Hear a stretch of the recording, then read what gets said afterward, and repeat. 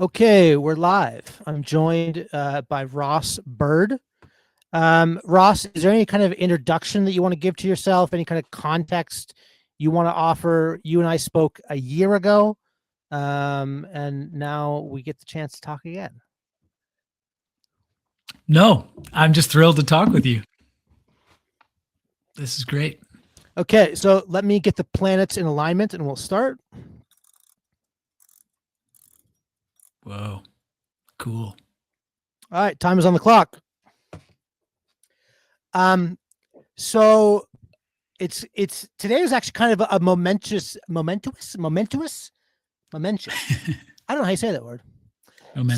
Today was a big day for me, Ross, because a year ago you were talking about an article you wrote called "The Wheel," where there's like 5 spiritual practices to create like a rediscovering the wheel. Yeah, and after we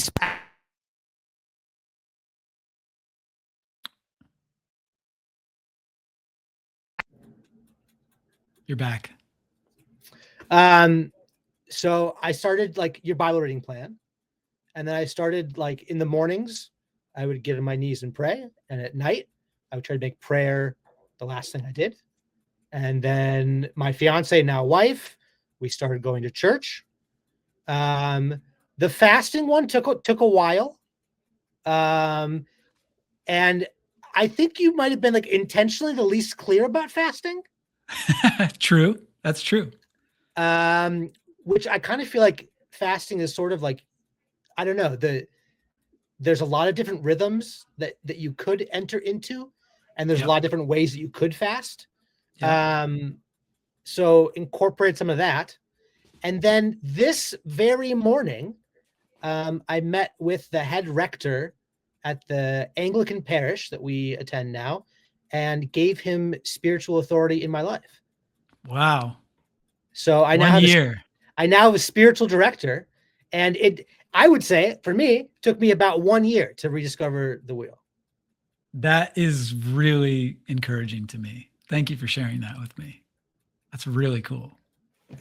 And like, honestly, it's been life transforming as those different kind of pieces began to like became rhythms in my life. It reshaped my life. It's reshaped my family's life. I just wanted to start by saying like, thank you for saying yes to the conversation a year ago, because that conversation had a profound effect. So cool. Yeah. Thank you for saying that. It's encouraging to see someone put their money where their mouth is. And, that's the whole point, right? Is to take what we believe and put it into our bodies, put it into our life, day and night and in between. Yeah. Praise God. So you've been writing a series. You've written 3 parts. Supposedly there's one more part coming. Supposedly is right. I'm struggling. It is coming, I think, Lord willing. But yeah. The first one was called On Moving Mountains. Yeah. It's kind of what the whole thing's about. How do you summarize what the whole thing's about and where this thing has been going? Yeah, the whole thing is really about that. It's about the fact that Jesus said what he said. Almost all my life is about that, I think. I think even since I was really small and I started reading the Bible, it's always to me been about what Jesus said. And I think even then, I could intuit that, well, maybe it's easier when you're a kid to intuit this, that whatever he was saying, I didn't really understand it, but it was true. And it was probably better that I didn't fully understand it, because it would probably take a really long time and probably quite a bit of doing what he said in order to understand what he meant. And I still believe that. And so I still feel like a lot of my life is fashioned around that little bit of insight, that the words of Jesus are worth hanging on for a lifetime and believing even if they're unbelievable. And his saying about moving mountains is borderline unbelievable, Uh, and so it's a quite intriguing one for me. What is the saying? The saying is, I tell you the truth, if you have faith as small as a mustard seed, you can say to this mountain, move from here to there, and it will move. And nothing that you do will be impossible for you. It's actually the way he ends it, just in case you were wondering if he was saying something totally unbelievable or not. That's the way he ends it.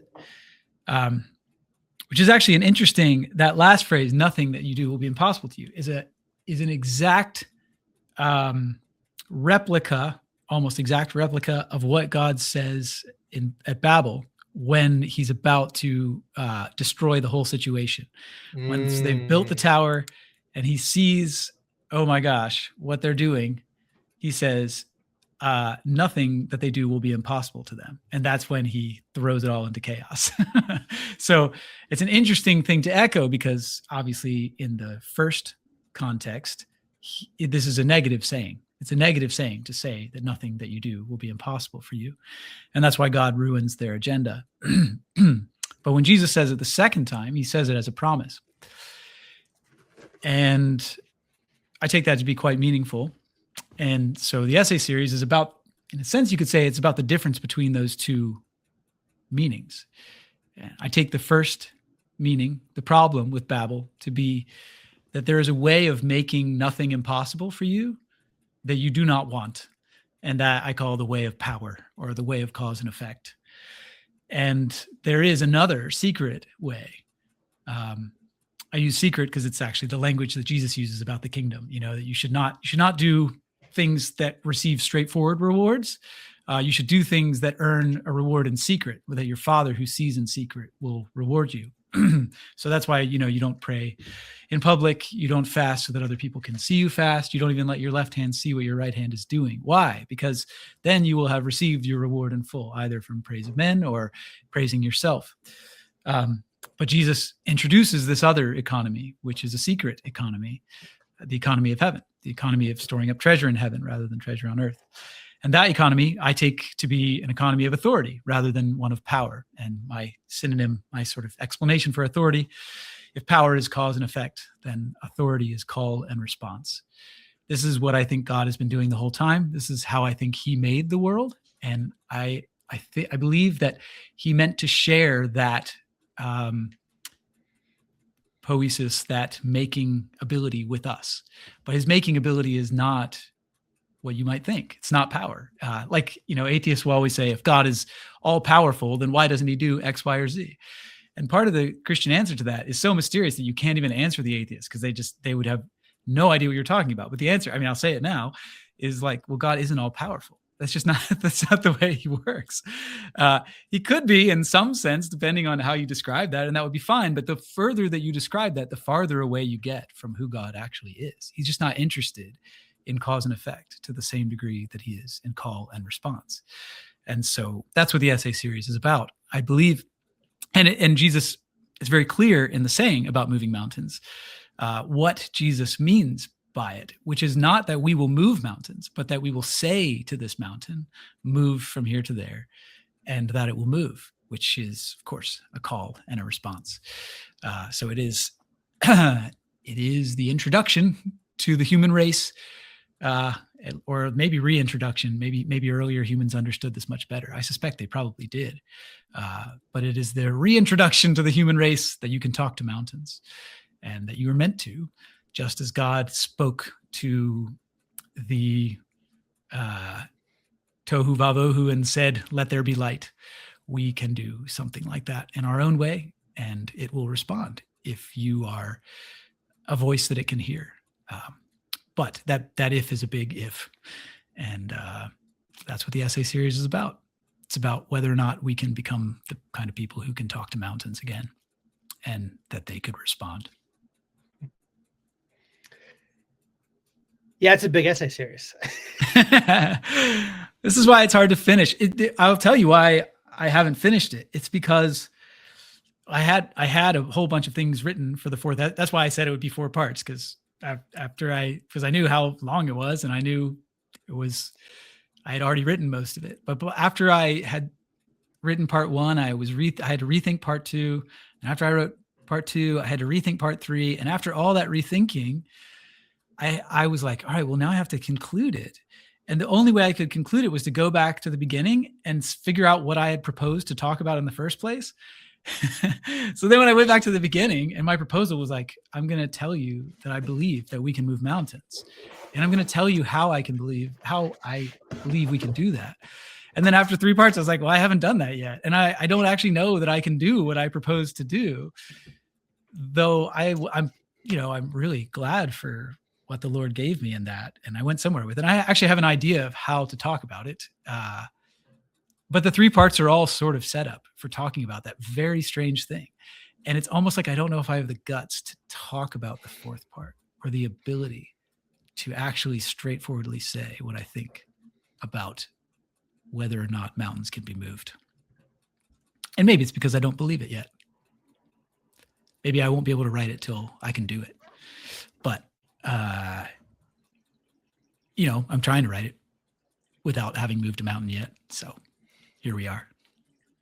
Much of the Christian life is this way. What was the seed of the very first essay? Like, were you just reading that verse, or was there something personal that started this? No, it's personal. It's actually the thing that the last essay is about. So my job is to deal directly with nature, kind of like a farmer, but in a more privileged modern way, which is to help people get in the ocean and learn how to ride waves. And so every morning I wake up and the ocean just does whatever the hell it wants, which, farmers know well what that's like. And like I said, in my more modern and more privileged way, I have a similar experience where I wake up and nature doesn't do what you want it to do. And the strange confluence of wind and swell direction and swell height and swell period, and the twists and turns of the coastline, and the actual most important part of all those things is the actual sand on the beach and in the water by the shoreline.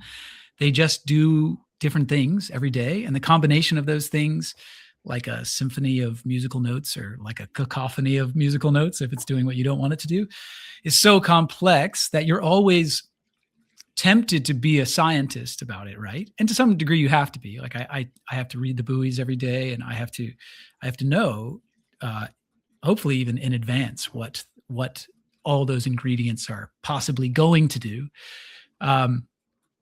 But then increasingly, the longer you're doing it, I've been doing it for 20 years, and I'm taking, about 30 kids into the water, or I'm in charge of about 30 kids every day, split up into small groups in different places. So I've got to find multiple places to take them, make sure it's safe for them and doable for them to deal with the chaos of the ocean. And actually, in recent years, the coastline has been disobeying my desires in some major ways that people have probably seen it in the national news, but we lost 15 houses in the course of a couple of weeks on our island. The ocean has just sort of taken over. Erosion is a massive problem where we are. And the part of that is way less important, but that affects me really directly, is that when you lose coastline, you actually lose surfable waves. That when there's more beach, there's more sandbars. And when there's less beach, there's less sandbars. And it becomes harder to do what I do, which, like I said, is less important than the livability of the island for the people that live there. But it's still part of my day-to-day work. And so I found myself the last couple of years, because the last couple of years I felt it very heavily. I wake up in the dark, 4 or 5 in the morning. I'm driving all over the island, sort of finding the places where the coastline is cooperating. I didn't used to do that. For the first 15 years, I just would wake up and walk across the street, and that's where we would take our kids most of the time. But the erosion has changed that game a lot. And so as maybe any outdoorsman would tell you, any fisherman on the island I know definitely would, you find when you struggle with nature like that, you start to talk to nature. you talk to God, if you believe in God, you say like, Lord, please help me find the place.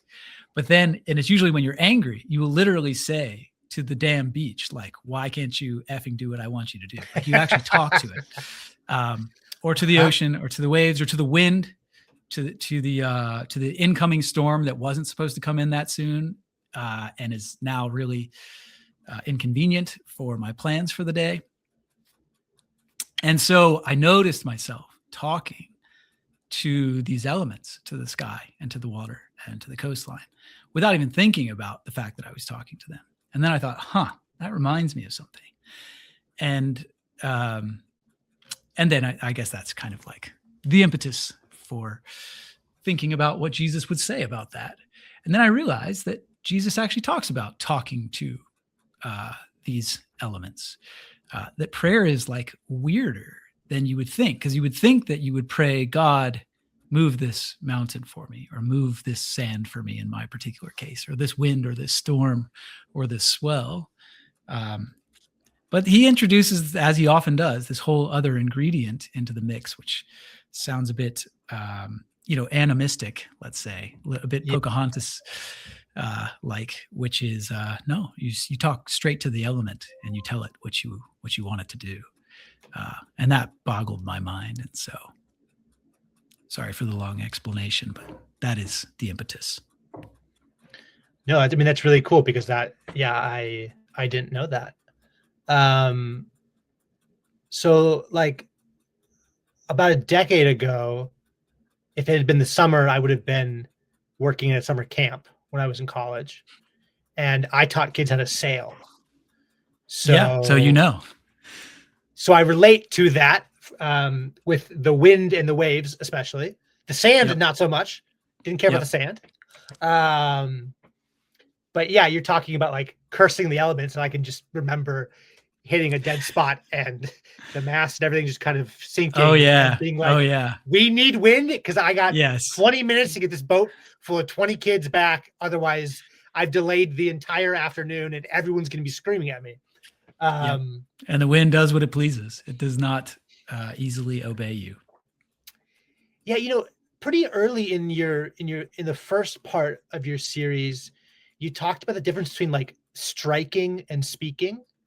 Yeah. And as you were talking about surfing, I was just thinking about how, like, if you were to be angry with the waves and like strike out at the wave, like, it's going to do nothing. I mean, it's not even going to, I mean, it's almost like a pointless endeavor to strike at a wave, but to like, it's even a little more complex than that, because I would say it's not totally pointless. There's a way in which, I mean, obviously, yes, it is. What you're saying is true, but there's a way in which you could actually say it's the difference between good surfing and bad surfing. Surfing that is not good surfing by any surfer's taste is that which enforces its own will on the wave, that doesn't listen to the wave, that doesn't kind of see what the wave wants to do and work with it. But good surfing, this is the crazy part, is that good surfing is not, I have some close friends that are professional surfers, some of the best surfers in the world. And I spend a lot of time surfing with them, which is cool, even traveling the world with them some. And so I've seen them out at Pipeline, like sitting in the most dangerous wave in the world, sitting out there just scared for my life, and watching someone not only not scared, but just absolutely manhandle, in a sense, the wave. But again, it's not manhandle in the sense that they are overpowering the wave or doing, imposing their will on the wave. What good surfing is neither imposing your will, nor is it letting the wave do whatever it wants. It's authority. It's almost like they are saying, this is what I'd like to do. And because you and I have an understanding, you're going to let me do that. And then the wave is like, okay. and this like amazing relationship occurs because good surfing is authority. This is part of the example that I'm trying to write about this. The last essay is actually kind of about surfing. Again, this is a hard thing for me to talk about, though. But my friends who are professional surfers, who are much more dialed in than I am, let's say, in the ocean, they've spent so many years getting their asses kicked. Like, the better you are at surfing, the more times you have almost died, because the good waves are hard waves to ride. Yeah. And amazing waves are waves that will almost kill you. You know, like they're like, the better it is, the harder you're working, the harder it is, basically. And that's almost always the case. Yep. And so these guys have spent their lives with a kind of deep respect for the chaotic potential of the ocean, just beaten into their bodies. And yet they'll paddle out on any given day, like a day where I would paddle out and be like, gosh, it's so bad. Like the wind is wrong. The swell direction is wrong. Everything about this is wrong. And I'll surf badly because it's bad. And I'll tell myself I'm surfing badly because it's bad. And then one of those guys will paddle out and it will seem like a completely different day. Like they'll catch a wave and they'll do something, you know, they'll like do a, 360 air or something like that on a wave that I could hardly even do a turn on. And they'll do it within a matter of seconds from after they paddle out. And I'm just like, this is a different ocean to you. Like it, and it really is, in a sense. It is the ocean. It's almost like the ocean was like, oh, this guy's out. I want to give him, exactly what he needs. It's like the ocean obeys them because they've put in the time. They have the respect, and there's a relationship of trust and trustworthiness between them that makes for a kind of mastery that even I, who've spent my whole life in the ocean, am still trying to understand. So yeah. This is not exactly an image of what Jesus is talking about, but it's more like a metaphor for what he's talking about, I think. Yeah, because if you talk about the waves, or if I was to talk about sailing and the wind and following sparkling water, like these are things that are moving. Yeah. From my perception, like a mountain is sitting still, and yes. a it's mountain, a different problem. It doesn't even move on its own. I mean, it's in movement, I guess, in some sense, but like, yeah, over millions of years. yeah. But you're right. It is a different problem. I mean, obviously, the problem Jesus is bringing up is a problem of moving an immovable thing. But my problem with the sand is a little closer, but it's also easier, right? Because sand moves around a lot, but it still isn't water. And so sand is kind of the perfect medium between water and mountain. And I take it as kind of like my little beginner class in moving mountains.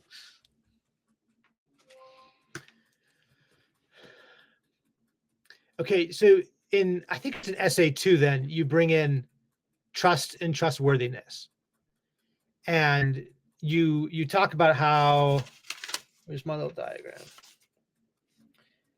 I don't know exactly how you phrased it, but I mean, you talk about pistis, faith, being like where trust goes from the human, from earth towards heaven.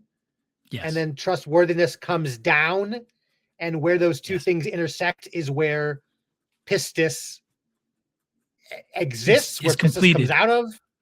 Completed. Yeah, it's where it finds its fruition in the meeting of trust and trustworthiness. And so the easiest way to see that is that God is the trustworthy above and that we are the trusting below, ideally, and that he meets us in a descending movement of trustworthiness.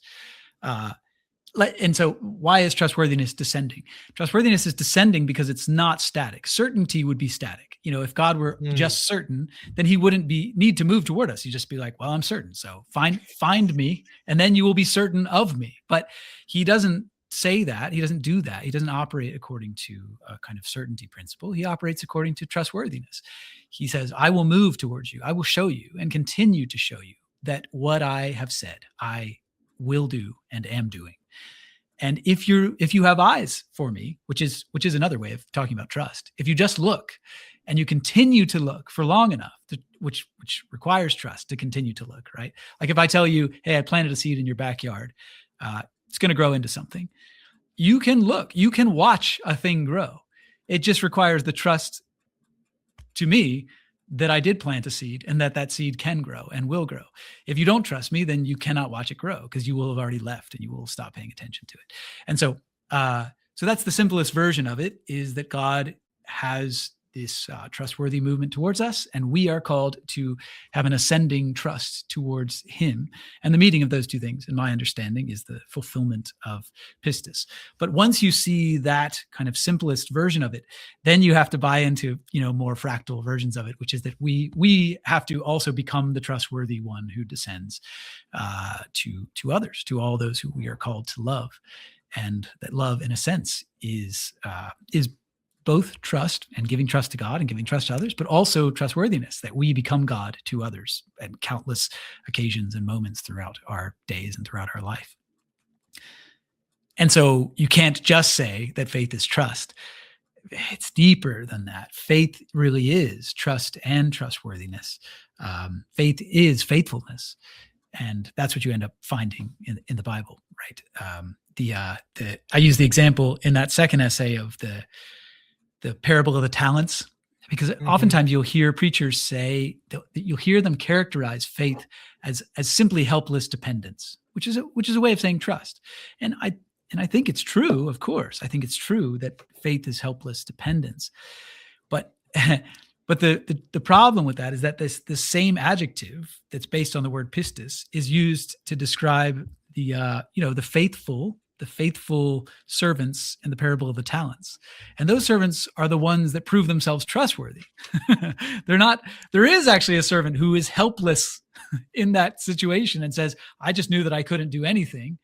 And he's the one that's called wicked. And so if your only understanding of faith is you're helpless and you can't do anything, you're actually just the wicked servant in the parable. And so it has to be thicker than that. It has to be a kind of trust that breeds trustworthiness. And that, of course, is the case for the other two servants. It's not simply that they have some merit, like, oh, I know exactly what to do with this money. No, they trust their master, they trust him enough to have the courage to take a risk with his money. They trust him. Whereas the other guy says, I knew you were a hard man, right? He doesn't trust him. He doesn't trust his character. But the other two do. They trust him enough to risk. And because of that, their trust leads to trustworthiness, and the talents that they're given multiply. And to them, it is said, well done, good and faithful servant. And so I end up saying in that second essay that faith and dominion are like this, the call for us to be priests in the garden, the call for us to be like God, to kind of bring it back to what we've been talking about, the call for us to minister to the mountains, to call all of creation to praise God is a part of what it means to believe in him. We are to be not just trusting, but trustworthy and spreading the gospel of that faith and faithful relationship to all creation. Okay, so I want to dig into that a little bit. A recent friend of mine wrote this paper called Fractal Morality and Universal Basic Institutions. And one of the things that he makes an argument for is that the primary duty for the existence of all things is alignment of the parts with the whole. And where is it? He talks about how this idea that entities participate and are participated in fractally. And so there's this sense of like there's a chain of entities, like in the way that I would participate in a family and my family participates in the parish, that goes all the way up to God. Yes. And the way he phrases it is he says,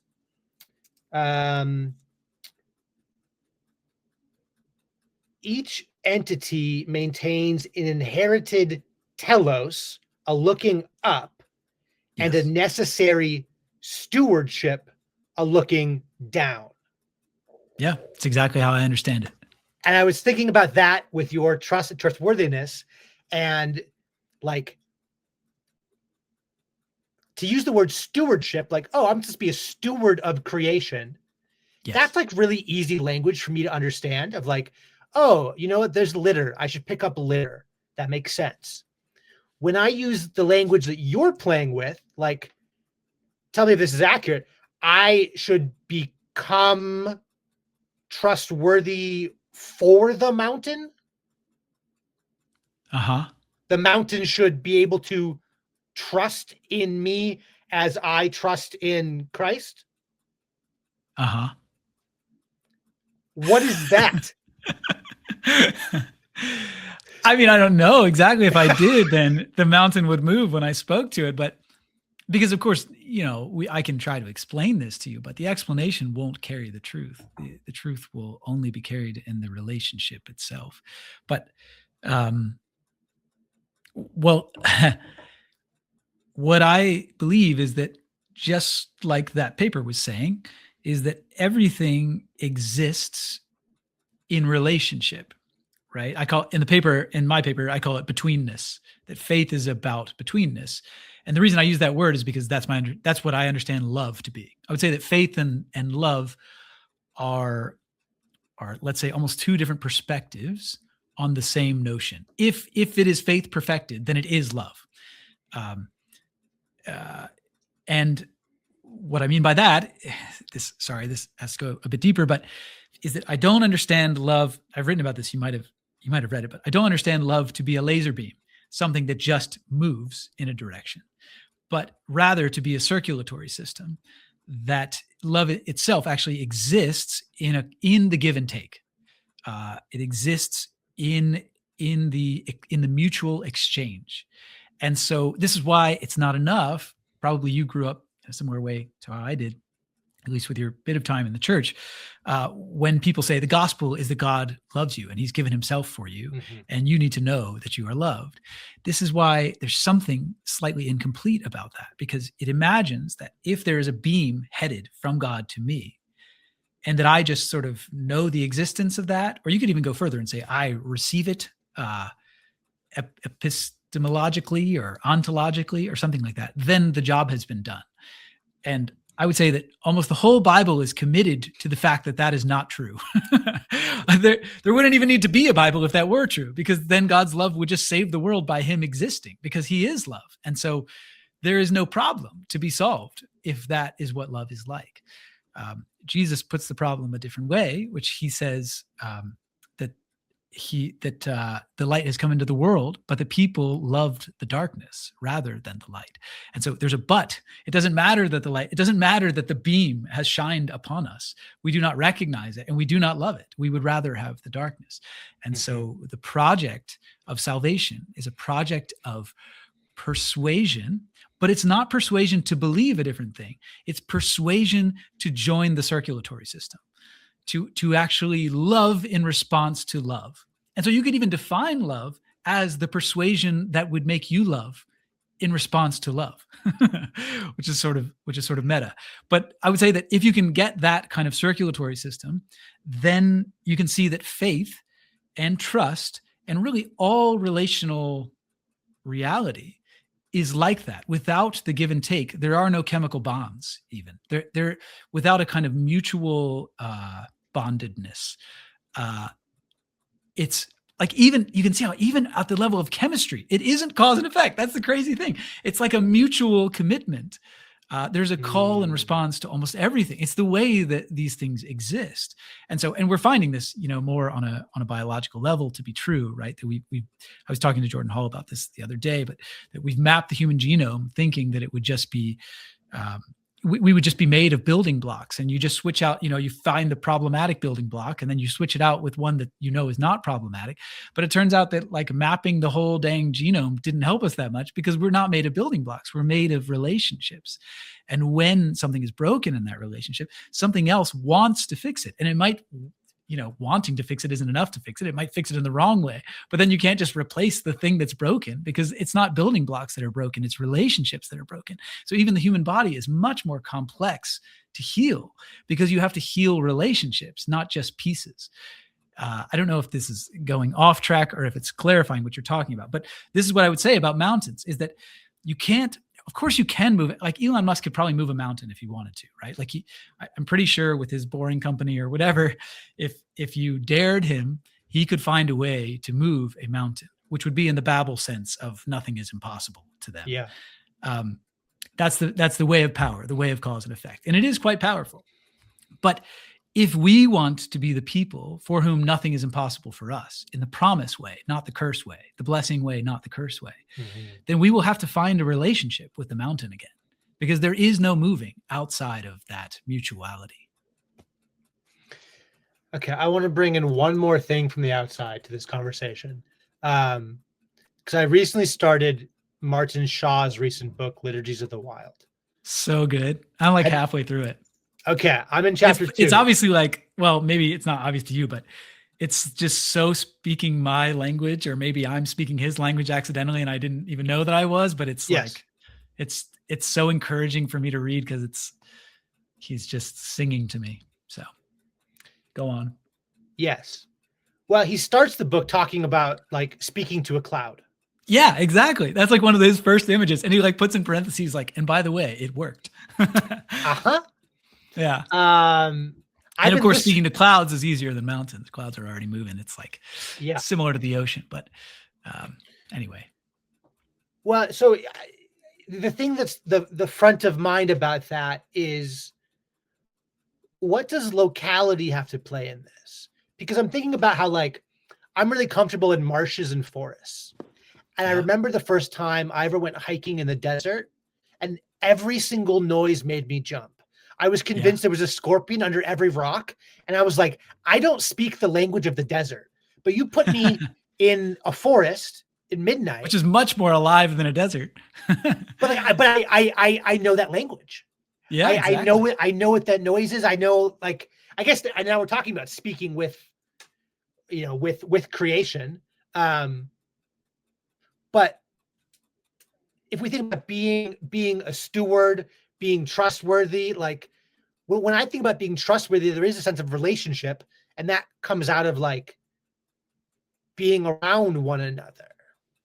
Totally. You're exactly. I think Daniel Garner once said to me, we were talking about this sort of thing, and he used the image of a forest. He said, the man who rules a forest is not the one who can cut the whole thing down.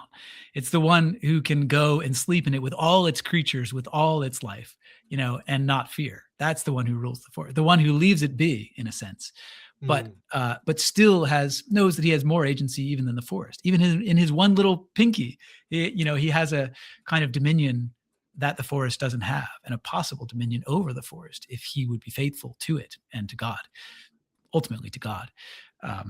But also to the forest, in a sense. You have to be a good steward of the things we've been given.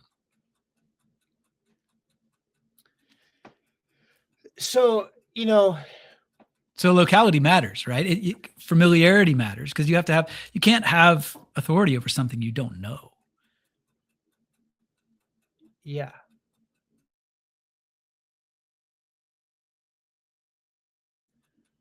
And if someone was listening to this, like there's enough they think we were crazy. Here. Well, I mean, I crossed that path a long time ago. I'm just comfortable being one of the crazy ones.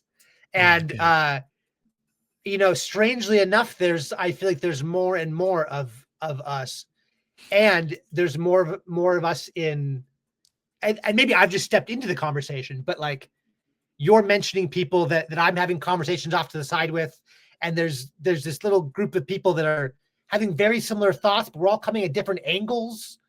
And it's strange how that works. I don't know. Yeah. Agreed. But if someone was listening to this, there's enough here where they could be like, okay, well, like I could test this, or I could try this out. I could participate in this. I could go to the local wild place, and I could become familiar with it and learn how to listen and how to speak, and then see what comes of that across time. But there's this other sense that like we have technology to deal with, just like we have, not just like, but in a different way than we have creation to deal with. So yeah, I can say I need to be a steward of creation, and I need to be focused on my local area and the marsh behind my house where I run. But then I'm communicating to you through a microphone and screens, and these things are artificial. Mm-hmm. But at some point they came out of the natural environment.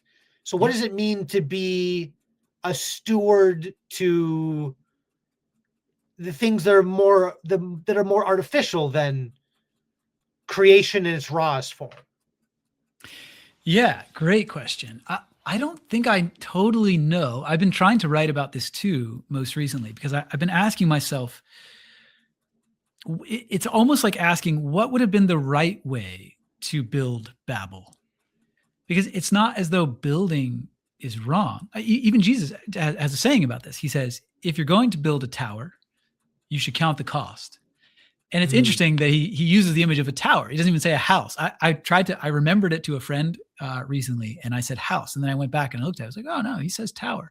And so, I don't take it as a total coincidence that he would propose that tower building is not necessarily a bad thing to do, as long as you're counting the cost.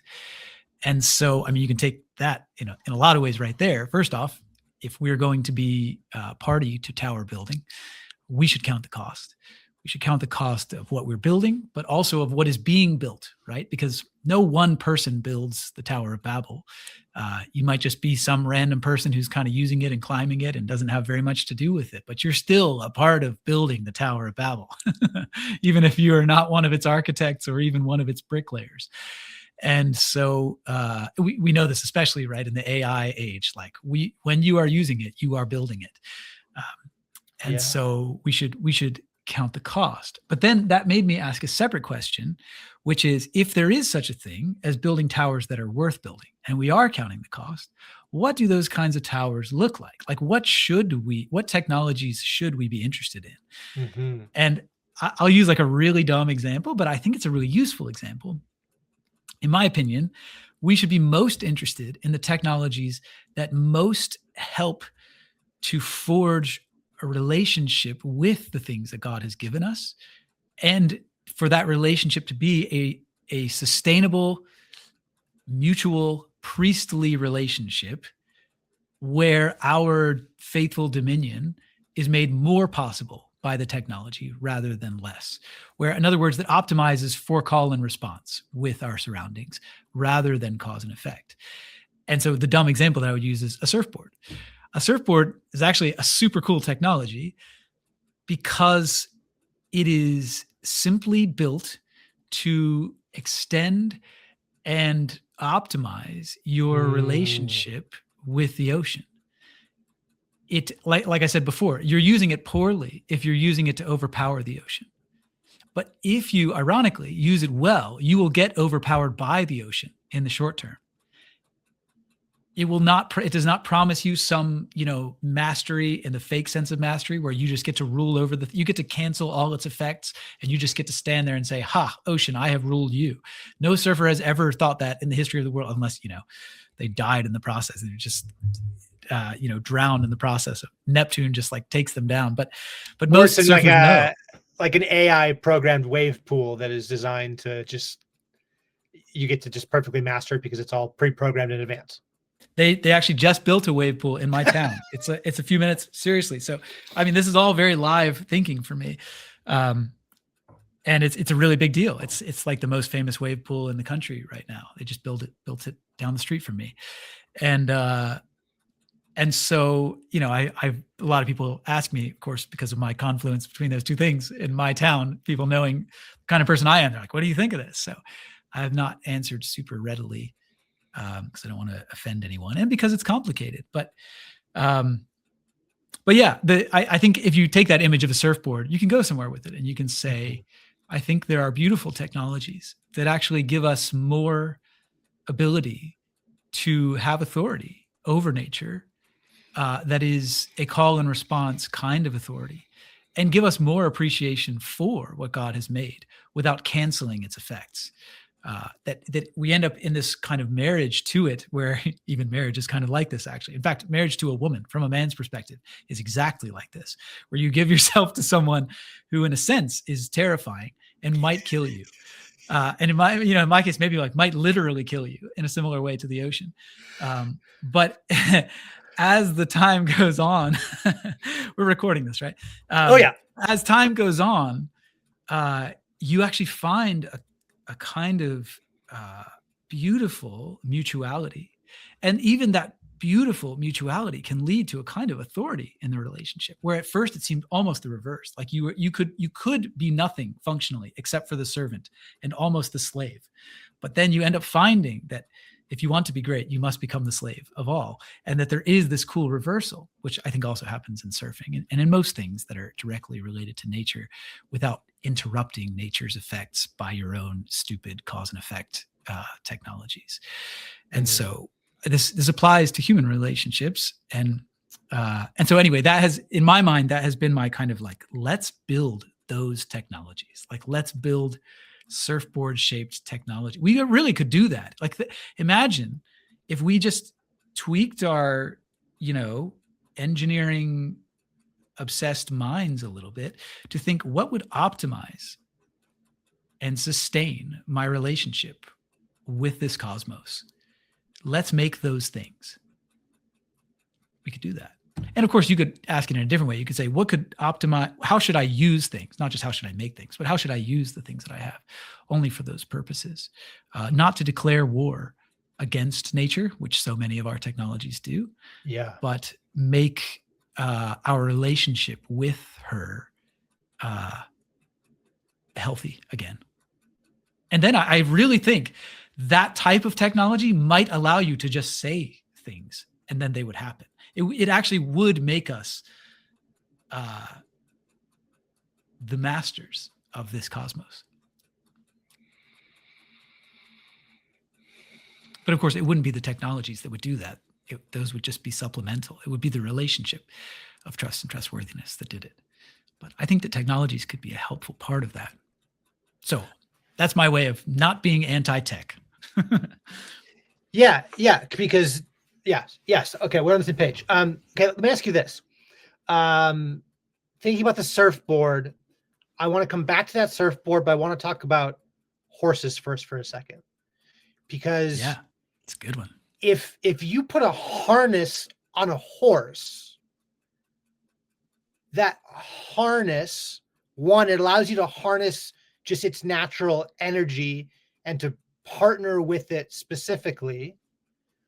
But it also allows you to like talk to the horse in a sense, where now that the horse is harnessed and you're attached to it, the two of you can speak in unison. And if you have care for the horse and care for how you harness it, then the two of you together can do things that can't be done otherwise.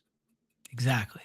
And I'm thinking about the surfboard as not just a great other example, not just as an extension, but actually as like the surfboard. Does the surfboard allow you to speak to the wave?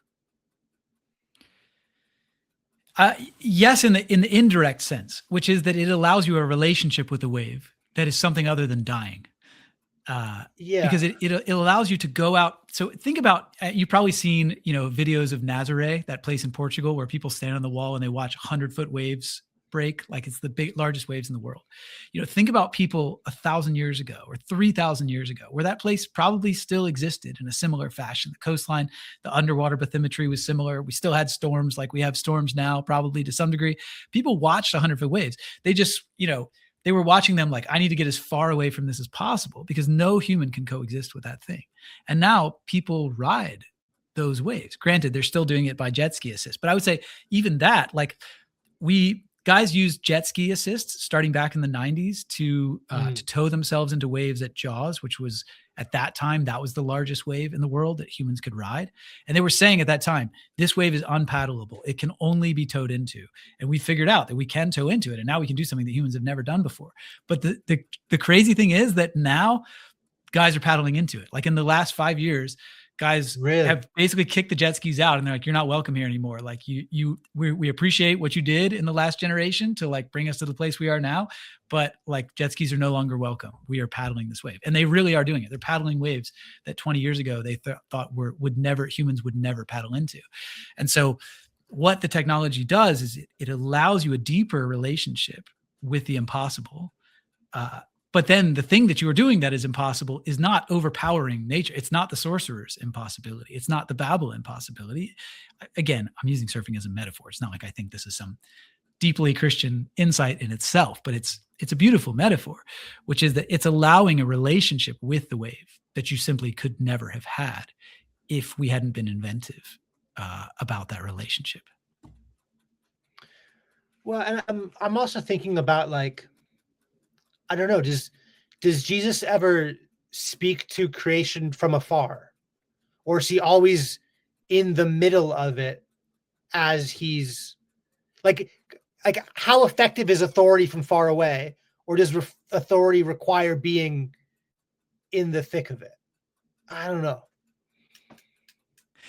It's hard to say with him because he is the logos, right? And so, at least in my sort of weird Platonic viewpoint, like everything has him in it, in a sense, because everything has a meaning. Everything has a telos, kind of like you were saying with that white paper. Everything has a built-in nature to it.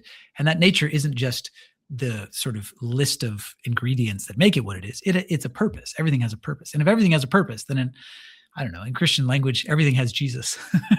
He is the purpose that has given purpose to everything.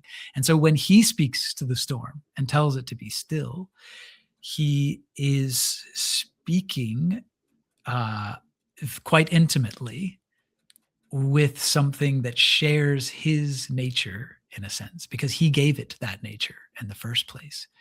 And again, I think we have this same privilege. I think we can speak to storms, but it's because he has so much more intimately shared himself with us, that not only with the storm, he's only shared his purpose for the storm, but with us, he's shared the purpose patterning, commanding ability. He has shared the dominion of the world with us. Yeah. And so that's a different kind of privilege. So the closeness for him, I think, is built in. For us, I think it could be, but we've just spent so many generations alienating ourselves from even the things that we're close to. You know, people live on the coastline and don't even think about the danger of the ocean. You know, they go inside when it's cold or when it storms, and they don't even think about the fact that they have a relationship with the storm. And so even when we're close, we're far.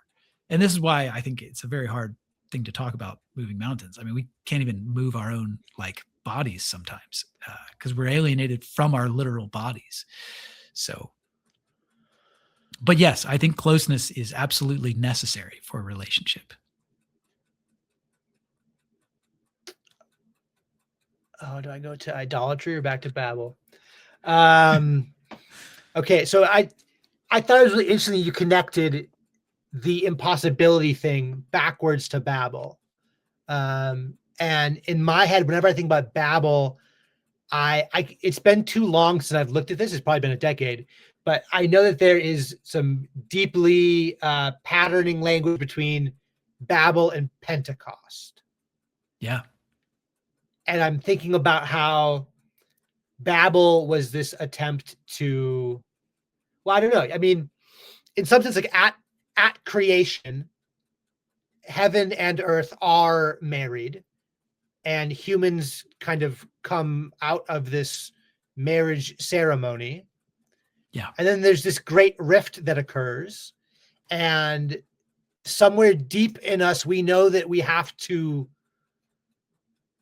remarry these things, and sometimes we try to do it of our own accord.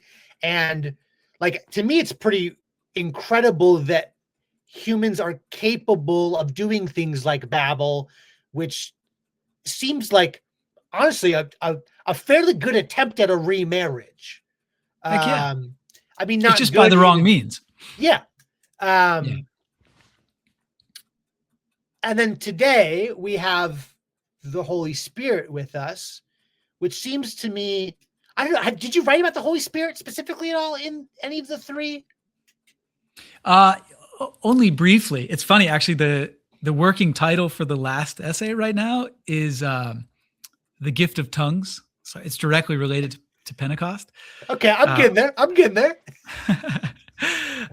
You are. So you're putting things together, and the reason is because of that relationship to Babel, and because because people see Pentecost, rightly so, I think, as the undoing of Babel, right? The reverse Babel. It's whereas Babel, the languages are confused, because, and I would, if you wanted to add my language to it, it would be when you try to build a bridge between heaven and earth by cause and effect, by power, rather than call and response, by authority, by the proper hierarchical response to God and nature, then it will confuse. It won't work. It will work, but it will work disastrously.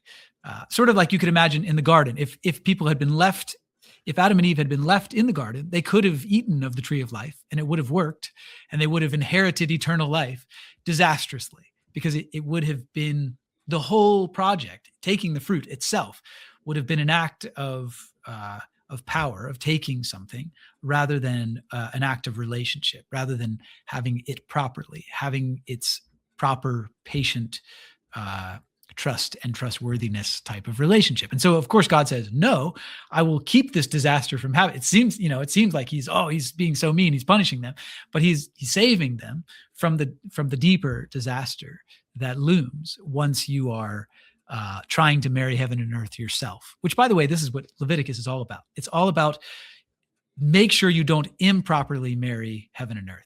This is why you can't wear two different types of garments, one made of a seed that represents heaven and another made of animals that represents earth.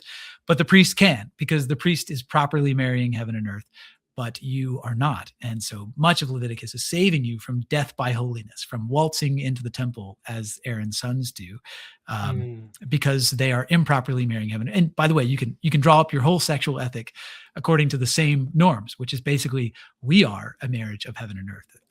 One person, but also a man and a woman are a marriage of heaven and earth. And none of these things should be entered into casually, or else you will succeed. And it can even succeed naturally into birthing more children, but it will succeed disastrously. And so God is merciful enough that he keeps things like that from happening. So anyway, in the case of Babel, he is merciful enough to make a small disaster, which is to confuse their languages, so that there isn't a larger disaster of actually building a bridge between heaven and earth, and inviting the very presence of God when you are not worthy of it. And it would just be, taking the fruit again.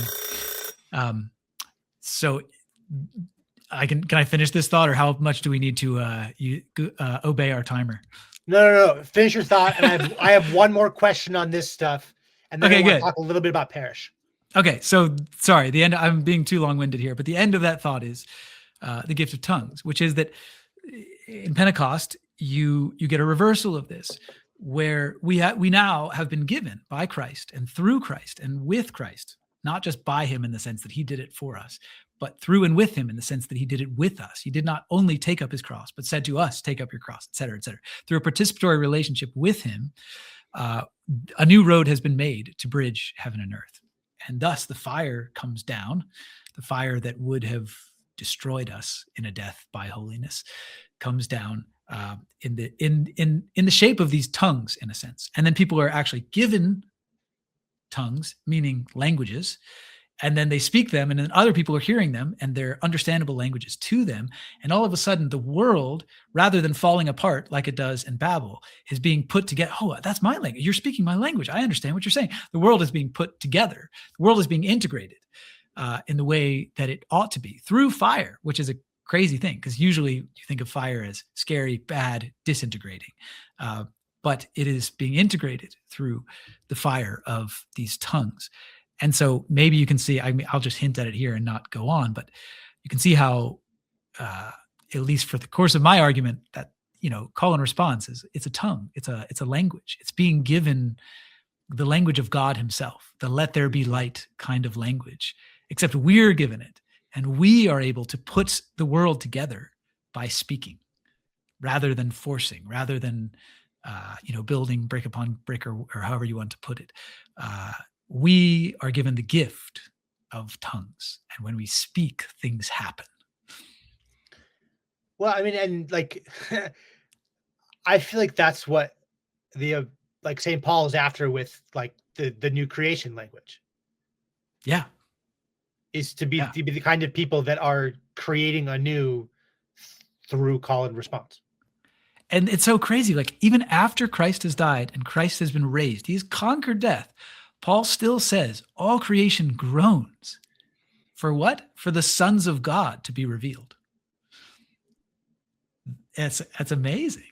It's like things are still somehow not put together. The story is not done until we are like him and we find our proper place. And, as he and Jesus both say, that we will even judge the angels, not only creation, not only earth, but heaven. Well, and I mean, yeah, and this is, again, this is front of mind for me, but like, this is the part where like, you, us, we step into the story, and it's like, we have our little localities where it's like, okay, get to work marrying heaven and earth where you are, and how far can you stretch that zone of new creation? Which is like, I think about Jordan Peterson cleaning a room. It's like, can you get that new creation to spread throughout your whole house, and then throughout your whole yard, throughout your whole street, throughout your whole parish? And that's then exactly how you should think about it. Can you get it to your diocese? Yes. Look at Jesus's own life. He transformed the world. He saved the world. And he barely reached beyond 12 men. I mean, he did, but he also didn't. And he died young. And even sometimes when people came and said, "Hey, can you help me?" He'd be like, "No, I didn't come for you." And he still would help them, but he was so specific about saving the entire world. He was so small in order to be so great. And so anytime that we are tempted to save the world or to do something at some grand scale, we have to remember that the one who made the world insisted on doing it at a smaller level than most of us are even living currently. A smaller level of influence. Okay, you made a comment earlier where you said, like, I don't know, like the impossibility of moving a mountain when we can't even move ourselves. Yeah. And I want to dig into that comment specifically, the idea of moving yourself. Because when I think about this like new creation thing, I think so often, and this has happened in my own life, is that like, I want to start with marrying heaven and earth, cleaning, healing, like my room. I want to start with my room. Yeah. But I'm wondering if it probably starts in like my soul, and that my soul has to be healed. I'm also thinking about in Matthew, when Matthew meets Jesus as a tax collector, he slips his story in the middle of a bunch of like healing stories. Yes. And it says that I'm pretty sure it says Matthew like rises from the tax booth. And so he's like one of the humans that are rising and following. And there's a sense that like humans have to be healed before they become disciples. His is a healing story. Yeah. I mean, the word heal and the word save in the Greek are the same word. So the English translator every time is having to make the decision, which one of those words in the New Testament is he going to write? That's a big, yeah. Okay. Sure. Okay. So sorry, let me go further with, or no. Okay. Yeah. Let me assume a question first, because I really like the question I'm assuming, and I think I can go somewhere with it. So there's a question that I've had in my mind, which is, I mean, I posed it to you a moment ago, which is that how can we move a mountain when you can't even move your own body? But that's a little bit different than saying, how can you move a mountain when you can't even move your own soul? Because there's a sense in which a mountain should actually be easier to move than the human heart. But that your body, so hopefully you can see what I'm saying, is that there's something about the human being that's actually way more complex.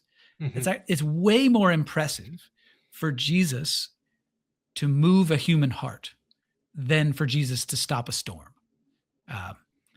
he even says this, when Yeah. when the paralytic is lowered through the roof, which is easier, for me to offer this man the forgiveness of sins, or to say, get up, take your mat, and walk.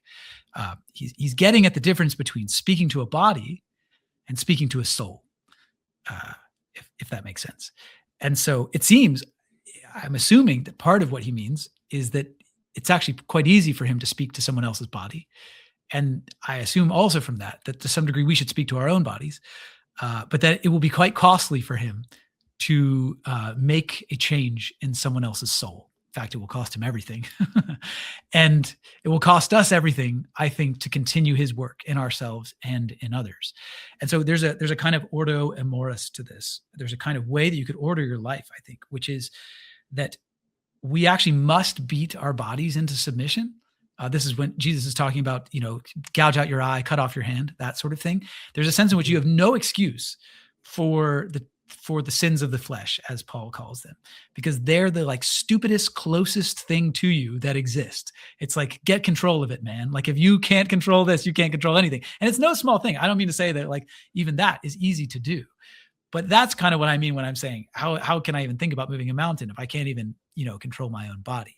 But it's another thing, I think, to say, what is the sort of destiny of my soul, of my heart? That might be actually on the other side of the mountain to some degree. Not that you can't help it, but that it's such a long journey.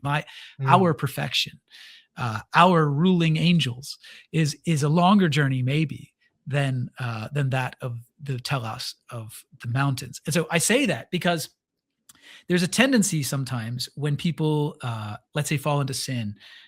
Someone cheats on their wife and they go to a therapist, because this is like what everyone does, instead of going to a priest. And I don't blame them for it, but this is the new liturgy. And they talk to the therapist. They will find very quickly, because I've heard this from so many men, I just got to do this soul work. I've got to they feel like they just have to get to the bottom of, why did I do this? Even though they were doing it for years, it's like, I need to get to the bottom right now of why I did this and who I am and what my father did to me, so that I can get to the bottom of this thing. And my response to them is always like, no, you actually don't. You don't need to get to the bottom of why you did this. And you might actually die 50 years from now, still not knowing why you did that thing that ruined your whole family and community. But what you do need to do is get control of yourself, man, right now. You need to become, in every sense that you can control, actually repentant. And repentance does not just mean you confess that you did something wrong, especially after you were caught doing it. Repentance means that you begin to do the opposite of what you did wrong and make it right now. Be the most trustworthy person you can be with your actual physical body every day, starting now, to the best of your ability. And that is something that you can do, and you don't need to be inquiring of your soul in order to do it. It's like cutting off your hand or gouging out your eye. The soul work, I get it. You can do it, and it's going to take time. But I would recommend not even using that language until you have done the equivalent of cutting off something on your body first. So that's why I went that direction with it. Well, okay. So, and I want to dig in even maybe a little further let me know if this pairs together, because when I think about people who aren't able to move themselves, or people who want to repent, but just find themselves just constantly unable to, I had begun to wonder as of late about, I've just been thinking about idolatry, and how if I there are certain places on my phone where lust is built into the architecture of certain algorithms. Yeah, totally. And it's if I enter that algorithm, then there is a false god that seems to be present in a very legitimate and real way that is calling me towards it. And it's not even you making the decision. Something else is literally showing you and saying, come to this, come in, come on in. Yes. And there is there seem to be spirits in some of this digital architecture, in the same way that there were these idols in the Old Testament. And I don't know. I don't know what to do with that. And I wonder how many people are in the thrall of idols, but we don't talk about idols anymore. Idols are a thing from 2,000 years ago that don't exist anymore. And so we don't even have that kind of language. And so we don't see it for what it is, maybe. Yeah. No, you're right. You're right. It's quite complex because, there's the language of idols in the Bible, and there's also the language of the demonic, but they're related because, and they're related in a funny way, because there's one sense in which the prophets say about idols, these are literally just pieces of wood. So if we're talking about an idol, like an image, right? And so, Isaiah will say, look, like I can show you what you've done. You cut this off of this kind of tree, and you gave it eyes and ears and a mouth and nostrils, and then you breathed into its nostrils and you gave it life. And part of that tree you actually burned to keep yourself warm. And the other part you are now like bowing down to and worshiping. Do you not see how ridiculous this is? And so there's that level of it, which is like, this is a piece of wood that you are now worshiping. But then there's the other level of it, which Isaiah is also aware of, which is that when you breathe into the nostrils of a thing, when you give something authority, when you enter, because again, reality is made of relationship. It's not made of wood. It's made of the relationship you have with the wood. And he understands this as well. And so when you enter into a certain kind of authoritative relationship with that idol, it becomes something more like a demon. It becomes, you could even say, it doesn't become a demon. It is inhabited by a demon that began with your own breath. That is, with your own authority. That's the scariest part of all this, is like, we are sort of the animators of the demons in a sense. You can still say that they animate us, and that's also true, but there's a kind of chicken or the egg problem that immediately comes up, which is this a fallen angel because I am worshiping it as opposed to letting it point me to God? Or is it a fallen angel because it is tempting me to worship it rather than moving me to look at God? And I would say that's a chicken or the egg problem, just as everyone has experienced. Athens can either have wisdom as an angel or they can have wisdom as an idol. Sparta can either have, victory as an angel or they can have victory as an idol. And so that's part of the problem that we are dealing with the internet, is that we have taken ones and zeros and we have breathed life into their nostrils, so to speak. And you can still say, like Isaiah, these are ones and zeros. You can make a pretty legitimate argument as to why these algorithms and even the AI is a ridiculous thing to give the kind of authority that we have given it. But at the end of the day, once we have given it authority, it has been inhabited by other agents that we do not have control over, but that control us. So that's just restating what you were saying, but. Well, yeah. And I mean,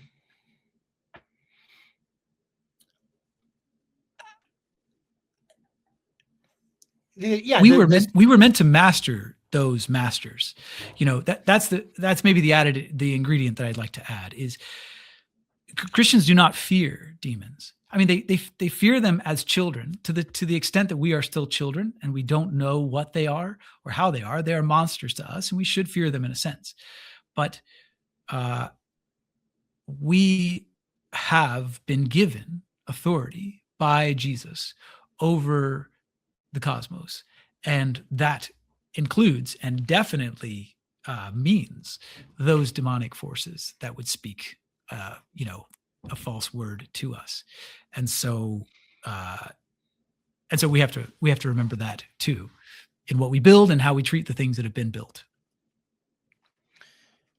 Yeah, and I'm thinking about the way that you can pull apart a PC and look at the wood, the silicon, the plastic, all of that. And then the way that as the screen lights up and the light of the screen lights your eyes up and you are drawn into it. Yeah. And then there's this sense that like the disciples are sent out I think they're specifically sent out to cast out demons, aren't they? Isn't there a period? Yeah. Well, they're sent out and they do. Yeah, I don't remember if Jesus instructs them to cast out demons, but when they're sent out, I think it's expected that they will, and then they have a hard time doing it. And Jesus is actually disappointed with them. It's interesting in that context, because you would think he'd be like, "Yeah, guys, this is hard," and he does say this kind only comes out, by prayer and fasting. But he does seem he gives a word of rebuke. And you can't tell quite if the word of rebuke is just over the disciples or if it's over this town that is demon laden. But he is not happy with the fact that their exorcisms are not working. Well, yeah, and then like, what does it mean? Because I think like so often when I think about like, I don't know, what would an exorcism look like today? I think about, oh well, there's possibly the man with schizophrenia, and maybe there's a spiritual malady that is affecting this homeless man in the street with schizophrenia. And it's like that's a really easy like one-to-one pairing of like, oh, there's a demon possessed man right there. What if I tried to cast that demon out? But it's a different thing when I think about like, what does it mean to like consecrate my laptop and make my laptop holy and a place where there's not room for demonic activity like that. That's just it's not as much of a one-to-one comparison, but it affects my life more. What does it mean to consecrate your laptop is like the most profound question I have heard this week. It sort of disturbs me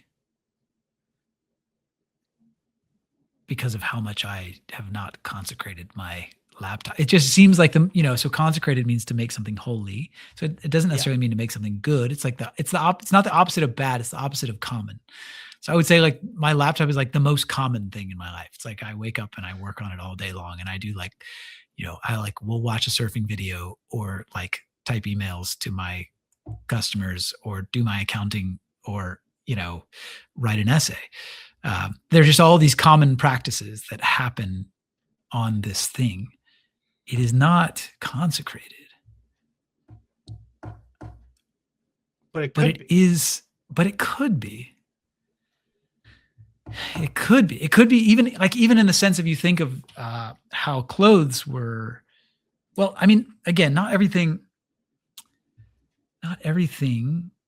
should be consecrated. Everything in the end will be consecrated, but you have to be careful because if you try to consecrate everything yourself, then it's more likely that you will make everything common. It'd be like trying to make every day the Sabbath instead of actually just doing your best to have one day a week be the Sabbath. Yeah. Well, let me ask you this. So, because we've been talking about priestly duties, and consecration is deeply tied to priestly duties. Yeah. And I mean, in my own life, I feel like my laptop is one of the ways that I try to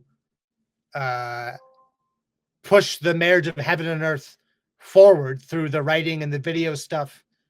Me too. I do. Yeah. If I'm not writing and doing video stuff towards the marriage of heaven and earth, then I should probably stop. What are you even doing? Exactly. So wouldn't my isn't that exactly the thing that I should be consecrating?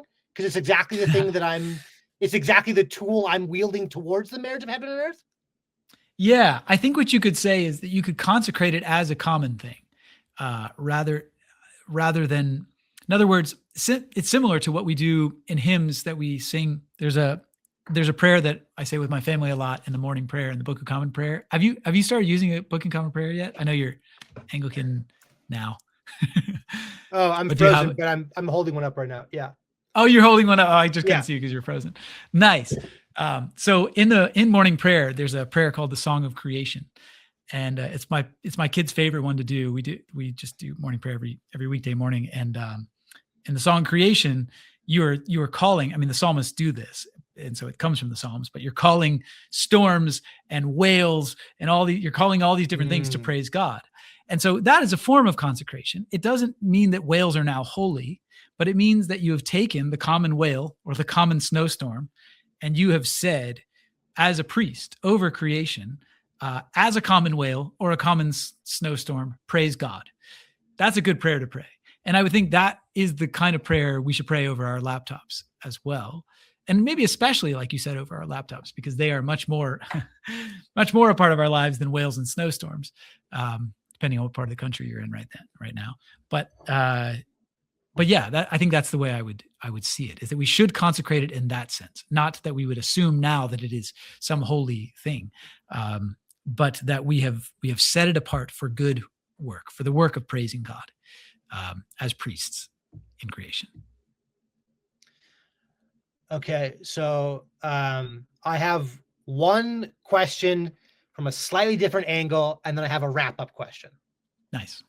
And then that should take us right to the time. So one question I want to ask you is, you wrote this thing that we talked about a year ago called the Parish Manifesto, and I'm now a part of an Anglican parish, and I kind of stumbled into this place and started chatting with people, and it just so happens that my parish is actively moving forward on building what's going to become a guild hall. So and cool.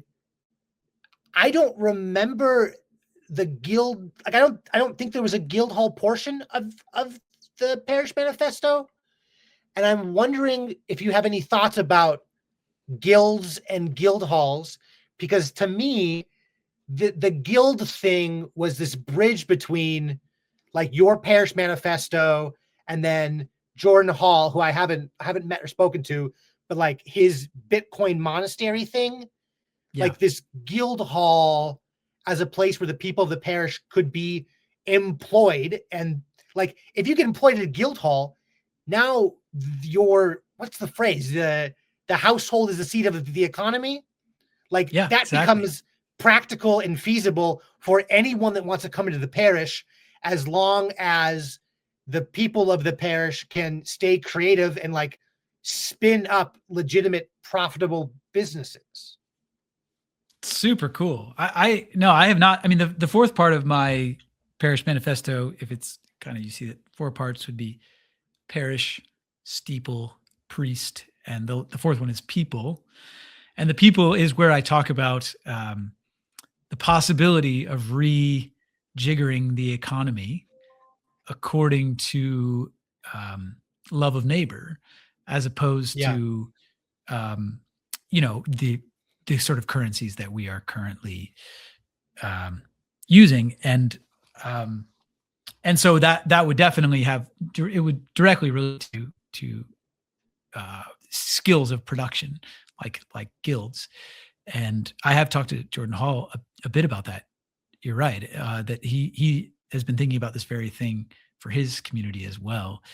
But I don't know that I really have any profound thoughts about it, other than I would say it's dreamy. Like, I have talked with my own community about this kind of stuff, and if my community is anything, it's not a bunch of priests or philosophers or poets, a bunch of businessmen and who really love the Lord. But when I'm talking this language to them, they're like, bro, get out of here. Like, they just think it's so hard. It's so easy for me as a philosopher to speak of these things, and much harder for them to become a reality that would actually be a sustainable reality. You can have, I think they would say, like, you can have your cute little projects, that are centered in the church. And honestly, that would be great with me. If my grandkids have, real skills that they can grow within a holy space and environment within their faithful community, that's enough for me. It doesn't have to drive, the local economy, but that's about as far as I've gone with it, is just being, inviting the curmudgeons in my vicinity to tell me why I can't reshape the economy. Yeah. I mean, I'm just beginning and barely dipping a toe. So as the next year goes on, I'll have more thoughts, and hopefully we'll have some. What are the skills? What are the crafts that you? Well, so from my understanding, the first thing that's starting would be like a woodworking guild. So, nice. And I go like, okay, so you get a master carpenter and you take on projects in the community, like that's a profitable business that already exists. And if you say, hey, 80% of the time we're going to do just the normal carpentry stuff or the normal whatever, and then 20% of the time we're going to build altars to give/sell to other churches that don't have altars, like that kind of a thing. Yeah. Like, I'm a real believer in this. I think that example in particular is something that I've really been trying to forge in our community. We have a number of young men who have been growing in the skill of carpentry, house framing, Yeah. sometimes, moving on to not super technical plumbing and electrical, but they're sort of like on their way to actually being skilled and professional and certified laborers in these markets. But they find themselves hitting a kind of wall within the market, which is that if you don't sort of do it in the full-fledged kind of career obsessed way, even with these blue collar skills, Mm-hmm. then you sort of hit a wall. A lot of these young men have hit a wall where they're like, I could just do like any boring white collar job and make more money and spend more time with my family than what this is going to require. But then all of the actual physical needs of the people around it, because people actually need carpentry and plumbing and handymen in their lives who know how to do stuff that they don't know how to do. And so I'm constantly like putting these guys to work. I'm like, I'm going to like make a handyman business for you because it serves so many people. And I know that this young man would be so much happier if he was in people's houses fixing the things that were broken. But it's hard himself to build a business. It's kind of like once you have a skill like that, being a handyman is not lucrative. It's not lucrative enough. But if the guild would allow, like you were describing, a way for people to be constantly in other people's houses fixing things, making a decent living doing so, and not having to make a super lucrative living because you're already building a kind of give and take economy that doesn't require everyone to be making $250,000 a year because you're sharing lives together, which is also a dream of mine. That's a great place to start. And like you said, building for the church first and foremost would make it even better and would give even more purpose and telos to it. So Well, I yeah. love that. And like the last, okay, I have to be fast because we're running out of time. Because the last part of that is like, so there's a guild hall, and then there's a series of different guilds that work out of this same space. So there's sort of a natural sort of like bumping into from different trades or different things that could benefit each other in the way that, like, I think in the old days, like bread making and beer making used each other's excesses. So that kind of a thing. But then also, like, this is the place that the homeschool co-op runs out of as well. Obviously, that makes all the sense in the world. Not to mention the arts, you got musicians. Well, correct. Artists, and there's plans for a literature guild and a music guild. And so, like, right now it's all a dream. So soon it will be all of those hard questions. And then it's like, can we figure this out? What can we figure out? And then how can we package what we figure out to then spread to anyone else that wants to hear about it or try it out? Spread it to me. Well, spread it to all my curmudgeonly businessmen that need to be proven wrong. We're going to try. Okay. I love that. Final Keep question. Going. Final question. So the name of this episode this is part of an ongoing series. I don't think I even told you this.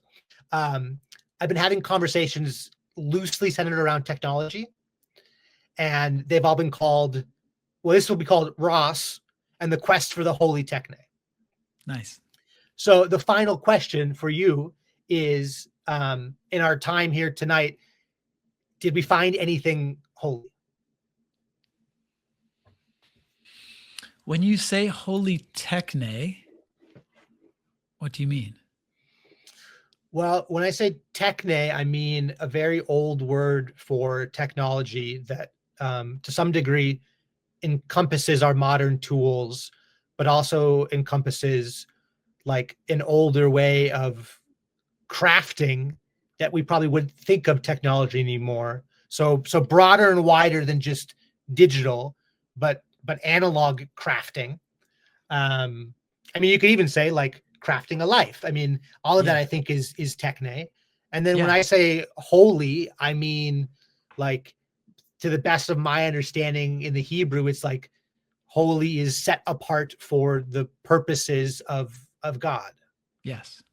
So did we find any kind of craft, whether modern or ancient, that could be set apart for the purposes of God, as we spoke back and forth here the last little while?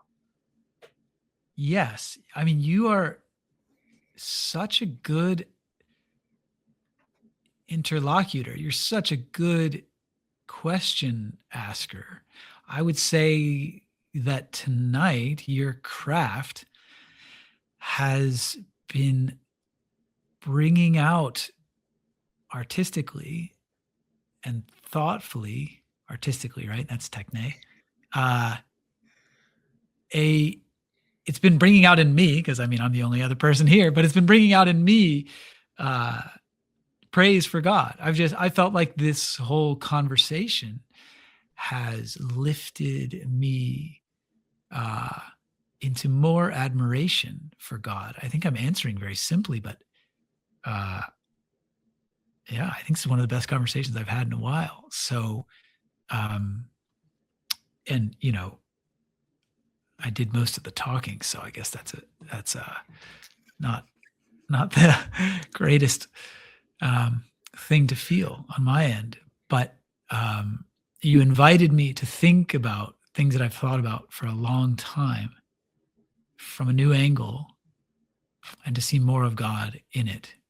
And honestly, to see more of God in the Techne part of it and technology itself, which is really helpful to me, especially since I'm trying to write this darn thing that I'm struggling writing. So that's what I would say, but I'm not sure if I'm hitting the mark of what you're asking.